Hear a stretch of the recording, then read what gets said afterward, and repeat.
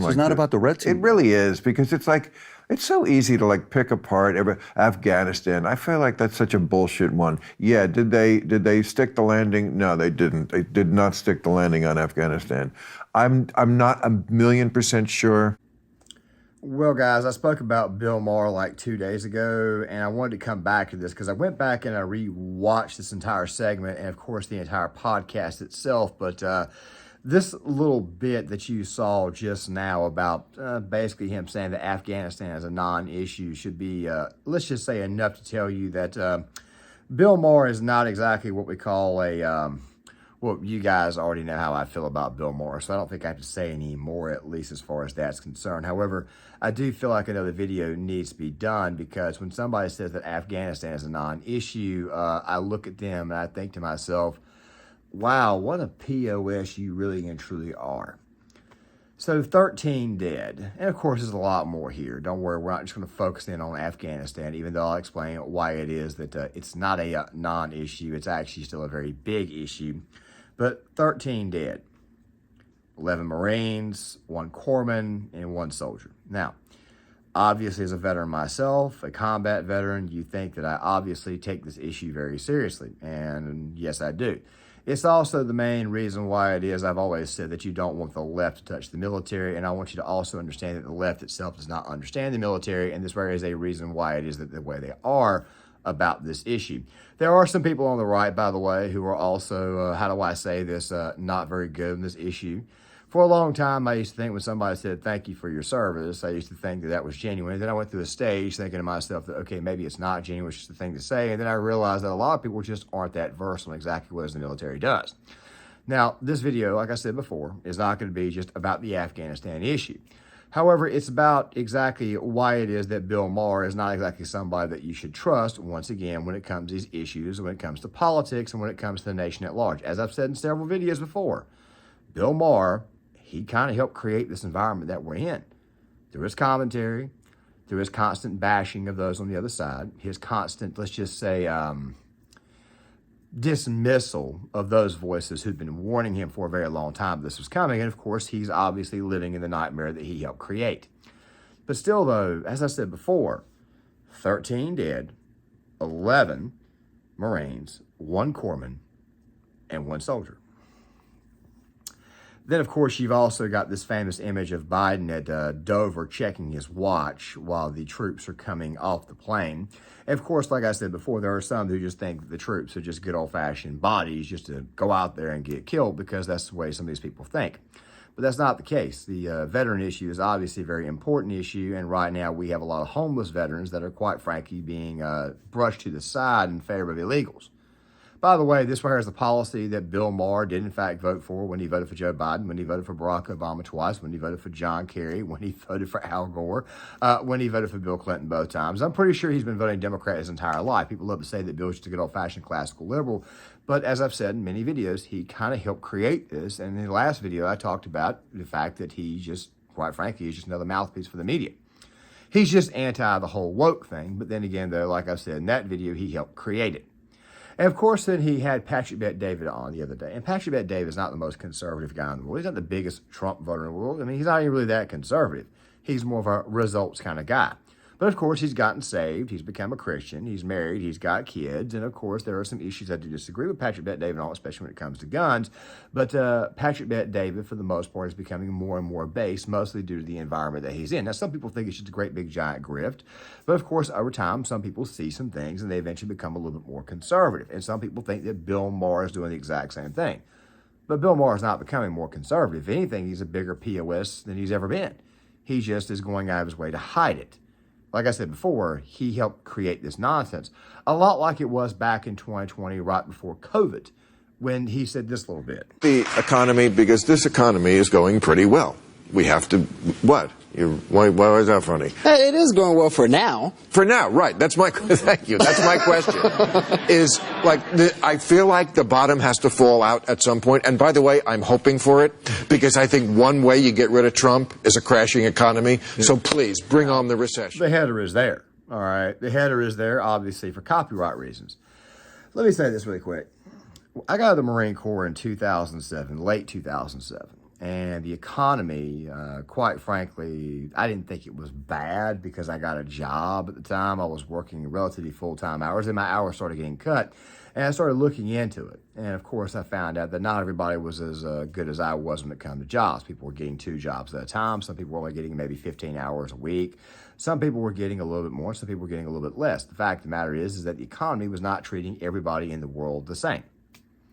And then I lose a job, get hired for another job, lose that job, get hired for another job, lose that job, et cetera, et cetera, et cetera. My first year getting out of the Marine Corps was one hell of an adjustment, especially to civilian life. Then I got a job that lasted about a year working security. The thing is this right here, when the market crash occurred in 2008, people in this country, of course, they began to get a little bit polarized, especially when it comes to the topic of anybody who was right of left center. So Barack Obama wins an overwhelming election in 2008, and he wins re-election in 2012. I think that right there is a special video on its own because it's one hell of a project to discuss, because it helps explain the predicament that we're in. The truth be told is the nation's actually been divided for a very long time. After September the 11th, we united for roughly a year or so. The 2004 presidential election comes around, and whatever reason, presidential candidate Howard Dean, who was probably the most radical left of all the Democrat candidates, he opened up the anti-American sentiment, and of course, he did not become the nominee. Eventually, nomination was given to John Kerry. He's the one who won it. And of course, the anti-American sentiment started to come out right around that time. Now, I understand some of the reasons why. Not everything when it comes to Iraq was perfect, okay? I understand that there are a lot of things to criticize. And obviously, we know a lot more than what we know then to realize that maybe we probably should not have done that war. But still, though, the polarization really began right around that time, and it just got worse and worse and worse. And of course, as a result of this, Bill Maher became worse and worse and worse himself. 2008 comes around, market crashes. Next thing you know, the economy goes to complete crap, and the nation begins to divide. Then you have Occupy Wall Street. This, of course, was after the Tea Party movement, which the mainstream media, including Bill Maher himself, helped brand as very far right, when in reality they were just voters who had not voted in previous elections, and they got simply tired of their tax dollars going to pay for overbloated programs like Obamacare. They didn't like the idea that we were becoming a socialist nation. So they came out and voted. Now, if they were so so alt-right, why didn't they vote for Mitt Romney in 2012? They stayed home. Well, the reason why is because they were not alt-right. They were closer to the libertarian side of the aisle. They were definitely a little bit more fiscal when it came to their overall conservatism. For the most part, they were socially moderate. That right there is the real truth of the situation. And over time, people like Bill Maher have came out and they've insulted these people left and right constantly to the point to where he's made fun of them. And of course, those who even voted for former President Trump. By the way, there were actually some Bernie Sanders people who actually voted for Trump in 2016 because they got pissed off with the Democrat establishment. You know, the same liberal establishment that Bill Maher, of course, simps for. Yeah, they did that. Okay? They did that because they were tired of people like Bill. Of course, after a while, you just eventually get used to his nonsense. But when he talked to Patrick Bet David, once again, it exposes exactly how weak he really and truly is when it comes to certain issues. So when Trump was becoming 2016, when he was going to be president, everybody said World War III is going to get started. Do you trust him with the nuclear button? What if he starts this? What if he starts that? Everybody's like, oh my God, end of the world, war is coming. Everybody was worried about it. This guy's going to be a dictator. That's all mainstream media ever talked about. Then he's president, 2.5 years. Nothing. COVID then happens. Of course, things change. It was a surprise to everybody. 0 wars, 0 issues. ISIS disappears. Temperature for war is down. Economy is doing well. Everybody's happy. COVID happens. Rather than choosing to, put the onus and the responsibility on China, what do? We put it on Trump. Trump's the enemy. Then America gets more and more and more divided.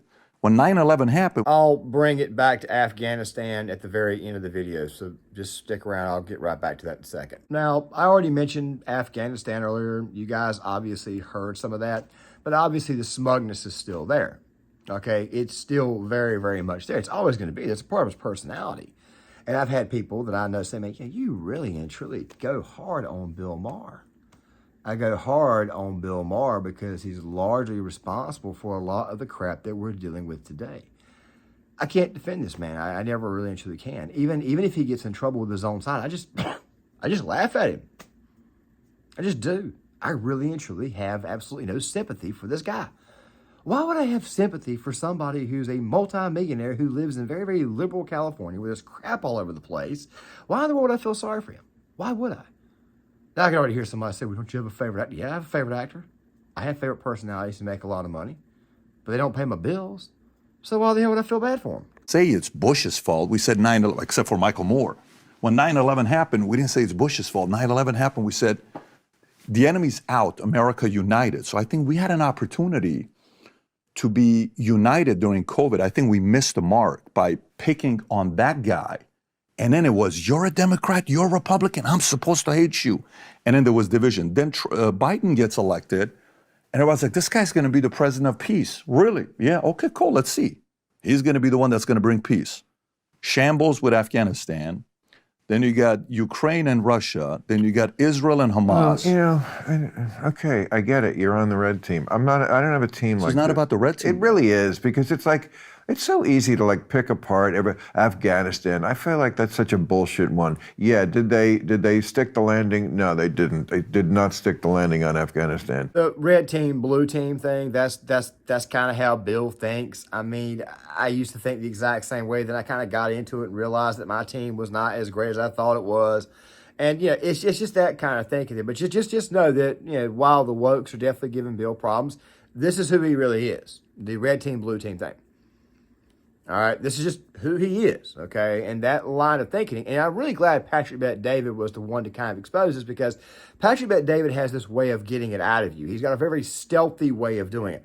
I advise you guys go check out his interview that he did with Roland Martin. Absolutely phenomenal. Perfect the way he was able to trigger that POS. But let's get back on topic. Now, that last little bit you saw that I played before I went on this little rambling effort here.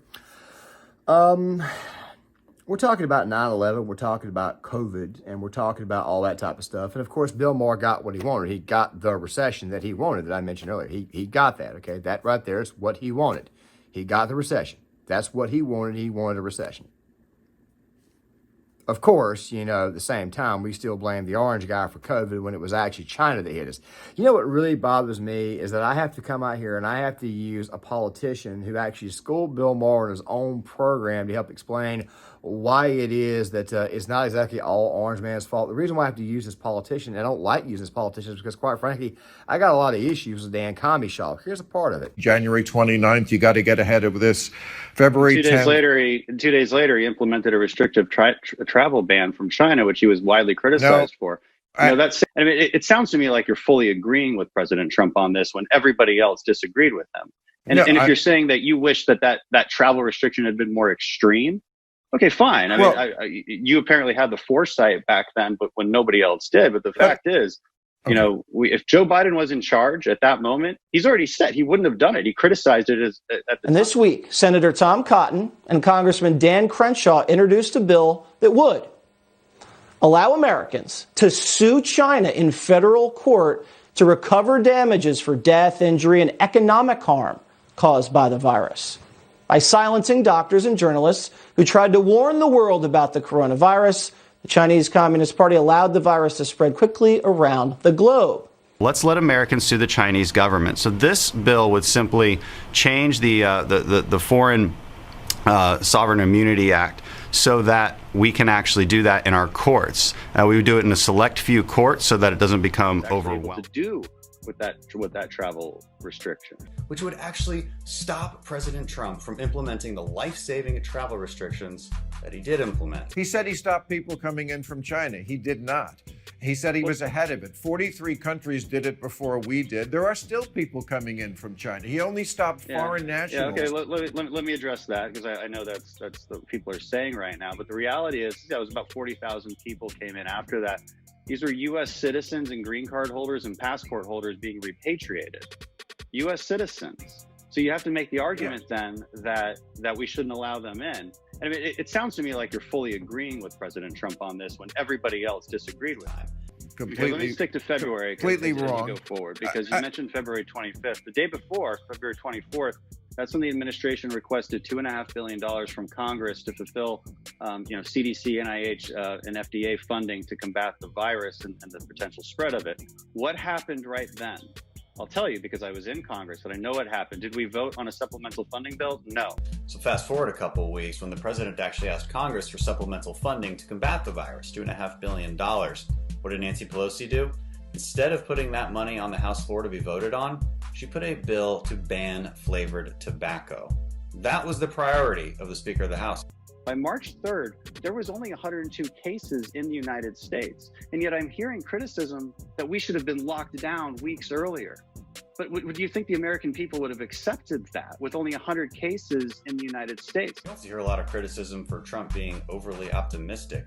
But this is what Nancy Pelosi was saying in late February, telling people to go out and enjoy themselves for the Chinese New Year. Come to Chinatown. Here we are. Same with Bill de Blasio. We're not done. But I really and truly don't like Dan Commie-Shaw. Red Flag Dan is what we call him. WEF. He's not exactly the most conservative member of Congress. He pretends to be, and of course he's great when you prop him up. The truth be told about Bill Maher is that Bill Maher really doesn't know his ass from the hole in the ground. He's just anything on the left. That's just who he is. Right wing bad. Anything right or left center bad. That's who Bill Maher really and truly is. He's always been that way.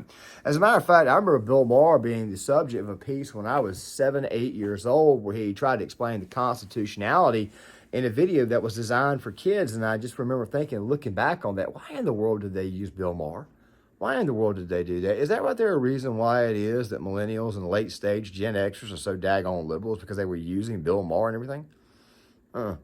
Very, very strange. But of course, we had to blame the orange guy for everything that happened during COVID. The truth be told about COVID is this here. Trump actually wanted to open up by Easter. You weren't going to get it. He tried to open up in late April. Yes, he did get mad with Brian Kemp over opening up, but Trump actually had this plan to open up sometime in May when the viral infection was actually going down. But if I remember correctly, it was actually Andrew Cuomo who had the nursing home incident where a lot of old people were killed. There was also Gavin Newsom, Bill Maher's favorite governor, by the way, who locked down that state. Oregon was locked down, blue state governor. Washington State, Jay Inslee, very, very blue state governor. Minnesota, blue state governor, Tim Walz. Tony Evers in Massachusetts. Gretchen Whitmer was one of the worst in Michigan. And of course, this also included the then governor of Pennsylvania, Tom Wolf. Truth be told is the biggest reason why COVID was as bad as it was because of the blue state governors. And of course, Bill would have you believe right there at the very end that the economy was just some easy thing. But let's talk a little bit more after we look at this next set of questions. The landing? No, they didn't. They did not stick the landing on Afghanistan. I'm not 1,000,000% sure that it would have gone differently. However they did it, whoever did it. But no, probably somebody could have done it in a more efficient way. What I know is he was the one who had the guts to do it, which needed to be done. Nobody else would rip off the Band-Aid. But it just in general, these sort of like Trump was going to do it in May, and he was going to do it in a different way. So let me ask a question a different way with you. Okay, but this rosy picture of Trump that you paint, I don't know why it has to be so red team, blue team. I'll give you that. The worst things that could have happened under Trump did not. A hurricane, as he once proposed or thought about. That alone should be scary enough that he considered it. There are good people around him. I'm glad there's good people around him who will convince him that you can't nuke a hurricane. But that is the kind of stable genius you think was a good president or you want back there. That doesn't keep you up at night. So, did he do that? No, doesn't mean he wouldn't in the future. He's insane in a lot of ways, truly insane. And yes, the economy, not a hard thing to do if you do that kind of Republican, tax slashing of the richest. It does put a lot of money in society. Of course, they get most of it back. I don't have a team like that. It's not about the red team. It really is, because it's so easy to pick apart Afghanistan. I feel like that's such a bullshit one. Yeah, did they stick the landing? No, they didn't. They did not stick the landing on Afghanistan. I'm not 1,000,000% sure. Normally, when you get into a discussion with people about the economy, especially someone on the left, they'll just sit here and scream that we need to tax the rich and that we need to just distribute everything that they do, every bit of money they make. We just need to just spread it around. That's a lot of BS. Okay. Typically, what tends to happen is that when you raise taxes, people have got less money to actually pay their employees, so then layoffs occur.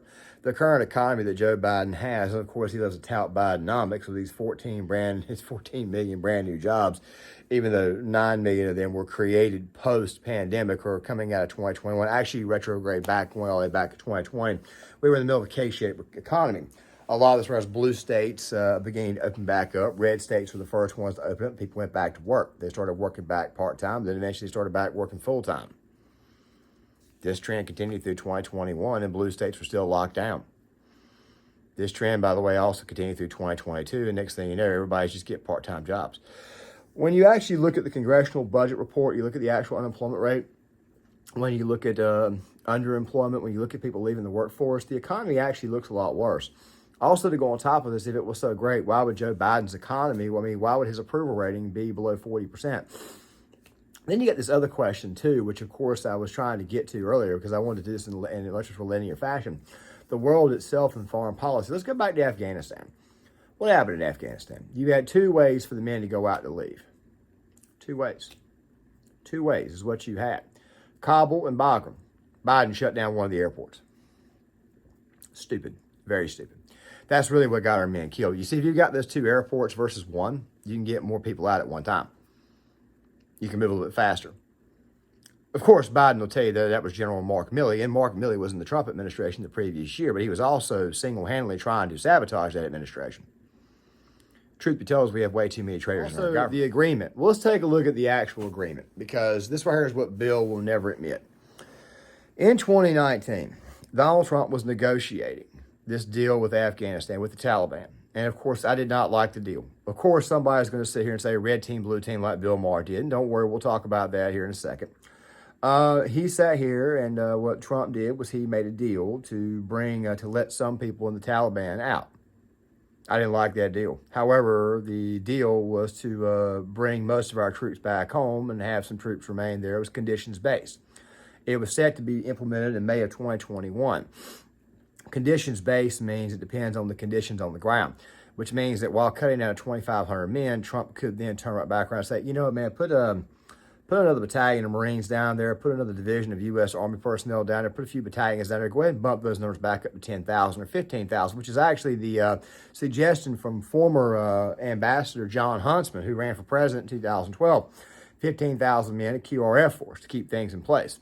Trained the Afghans, and of course they've turned out to be, let's just say that the Afghans that we trained, they've turned out to be a disaster. Okay? The thing was this right here. Biden then moved this date to September the 11th, 2021, because he wanted a photo op. And of course, the incident where we lost 13 of our troops, and of course, Biden would later on talk to the families at Dover Air Force Base and tell them that his son died overseas when in reality, Beau Biden died here in the United States of cancer.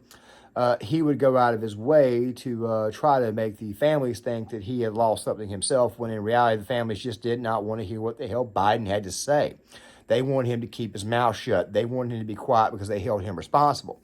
You see, if Joe had just stuck to the agreement, and by the way, this also makes a lot of sense when it comes to the economy. If Joe had just simply not touched anything, Joe actually probably would have a relatively high approval rating. It'd probably be in the upper 40s, lower 50s, because if he didn't touch anything, then quite frankly, the country would have already recovered and there probably would have been some peace and quiet. But because he wants to continue to cater to the far left, and while at the exact same time he wants to continue to do this whole migrant crisis thing and doesn't want to fix it, that right there is probably the biggest reason why his economy is down. And of course, the world, as we know, is already on fire. The minute Biden got into office, the first thing he did was he told Vladimir Putin, these are 16 countries you cannot touch. What does Russia do? They immediately hack us. And of course, we had the Colonial Pipeline incident. Later on in 2021, we had the Afghanistan disaster. Later on, we have a literal, and I mean a literal, migrant crisis that continued to get worse and worse and worse. The inflation went through the roof. The price of gas went through the roof, largely because he decided to revoke the permits off the Keystone Pipeline. Also, to go on top of this, he also denied a lot of the permits that were being given to offshore drilling. And of course, he keeps on approving them and then unapproving them. Then, of course, Ukraine, Russia breaks out. Next thing you know, Biden decides to drain our entire strategic oil reserve and starts plugging into our own personal ammunition. which of course has made things a lot worse.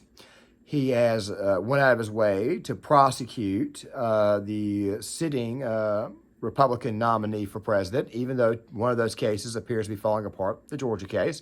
And of course, the other case, being the 1-6 case, has been delayed. And of course, the Mar-a-Lago case will probably not occur until later on this year, probably after the election. And of course, the Stormy Daniels case, which of course is 37 separate misdemeanors that are all 2 years beyond the state statute of limitations, meaning that even if you get a conviction in that case, there's not going to be any jail time.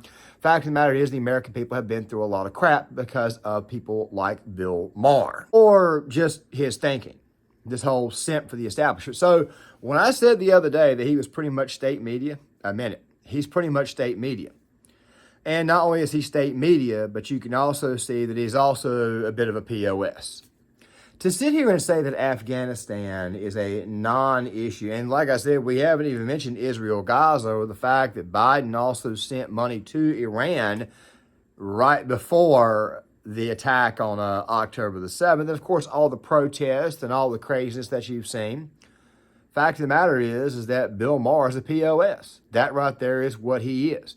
Bill Maher is not your friend. He's never going to be your friend. And quite frankly, I don't want to talk about this guy no daggone more. I am done talking about him because, quite frankly, he is a complete, total waste of time as a person, as a human being. Trust me, his echo chamber will be an echo chamber within an echo chamber soon, and you will see it firsthand. So no, Afghanistan is not a non-starter. It is not a non-issue. It was very, very much an issue, and this is just further proof of how low this person really and truly is. Tell me what you guys think in the comment section. I know it's probably going to anger some people, but quite frankly, I'm prepared for that because I always do everything I can to trigger the infected. So please make sure you guys please hit the like button, subscribe, share the video, sign off in the comment section, and I'll see you guys later.